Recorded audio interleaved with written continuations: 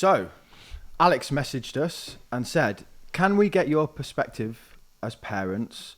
So too much of financial advice seems to be from the angle of someone who's in their early 20s, no fear and has a confident attitude. But what about your average cautious parent who just wants to learn a little better about finances and make good, safe decisions for their family? I'd like to hear your personal perspectives of being fathers and how it's impacted the kind of decisions you make.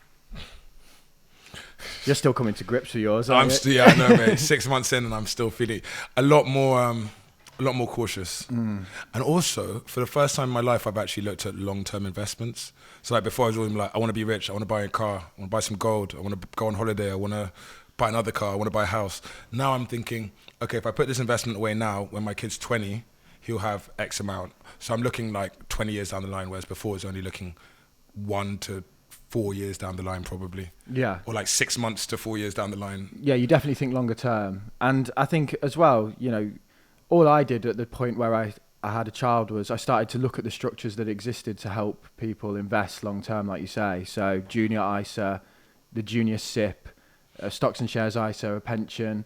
Because at that point you have a responsibility to make sure that they're okay, but also that you're okay so that they're okay. You know, because if you don't want to die before they're 18 or whatever, and there's nothing there. So I think, you know, it makes you more sensible, but it also means that you start sorry, choking. you start to getting emotional. No, I'm not.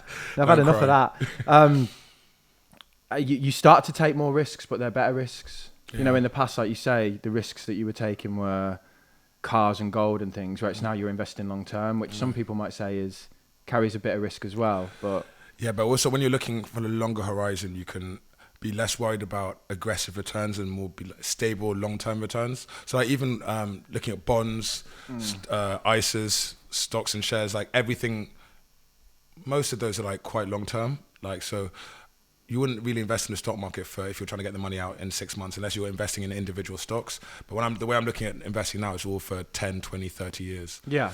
As a cautious parent, you know, what I would be doing if I was starting again would be I'd make sure that the household had a solid emergency fund, which is 3 months worth of living costs. So if I was to lose work, I could, you know, support the family still for that period of time. I would then be investing inside of a stocks and shares ISA for myself and maximising any pension options that I get through work. And then also I would open a junior ISA for my child so that when they turn 18 to 25, I can support them in getting on the property ladder. And then I would be investing that in stocks and shares, not holding it as cash. And then I would also look at a junior SIP for them to make sure that, you know, in retirement they're going to be okay. And then I've boxed off that bit of getting them on the ladder and the retirement. They'll be more than okay if you do them a SIP at the age. Mate. Yeah. So I open my little man's SIP. Yeah, you could put like £10 a month into that. Yeah, and then by the time he's like 60. I mean, it might not be crazy numbers, but what it can mean is that at the point they finally realise that to stop being a mess financially, you've got a SIP there that's already been ticking away where you can go look at what I've done for you over this time period and look at how that's grown and look at where it's at. Now it's your turn to start paying into it. You know, so I think most people don't get their head screwed on financially until maybe mid-20s, you know, and I mean, I think that's pretty early. I was going to say mid-30s. I mean, just from doing this podcast,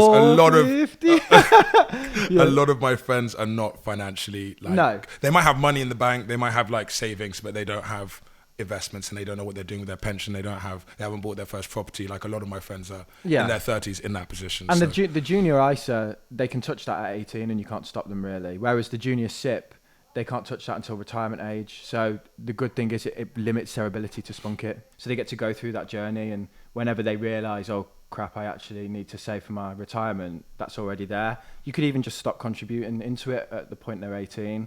And like I said, £20 a month from a young age is going to make a massive difference. It's going to be something that's there.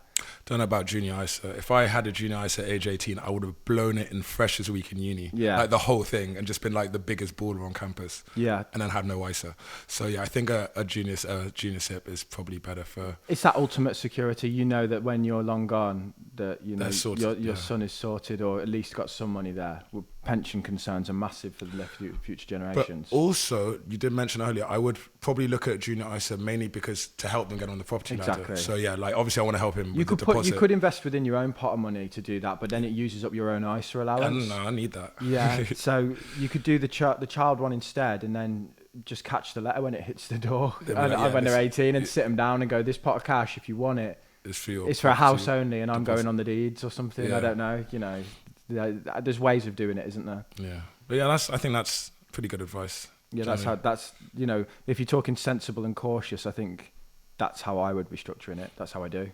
Yeah, but obviously I've got a little risk appetite, so might tuck away 1 or 2 Bitcoin for the baby. Little Bitcoin. In like 40 years, it'll be like, yo, you're a millionaire. And it's nothing to do with crypto.